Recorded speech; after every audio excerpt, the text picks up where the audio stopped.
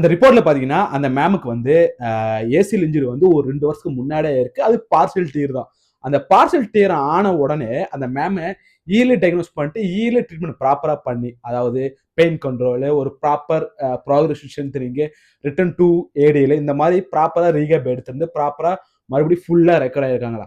But அது அவங்க பண்ணவே கிடையாது. அது விட்டுருக்காங்க. அப்படி நார்மல் பெயின் ஒரு நினைச்சிருக்காங்க. அதுக்கப்புறம் மறுபடியும் நடந்து மறுபடியும் ஏதாவது ஆக்டிவிட்டி பண்ணி அது அந்த ரீடேர் ஆகி அது ஃபுல்லா கம்ப்ளீட் ஆயிருக்கு. இப்போ ஃபியூ மந்த்ஸ்க்கு முன்னாடி அவங்க மறுபடியும் சர்ஜரி வேற பண்ணியிருக்காங்க.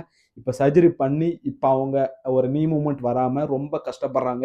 அது மட்டும் இல்லாமல் மறுபடியும் அந்த ரிட்டர்ன் டு எடியில் வரக்கு மறுபடியும் இன்னும் ஒரு 6 மாசம் 4 மந்த்ஸ் ஆகும். இது எல்லாமே இவ்வளோ யோசிக்க வேண்டியது இருக்கு. நீங்க அப்ப அடிப்பட்ட உடனே ப்ராப்பரா செக் பண்ணி இருந்தா, ப்ராப்பரா ரீஹேப் எடுத்திருந்தா இந்த அளவுக்கு பிரச்சனை வந்திருக்காது. Have to early diagnosis is very very important.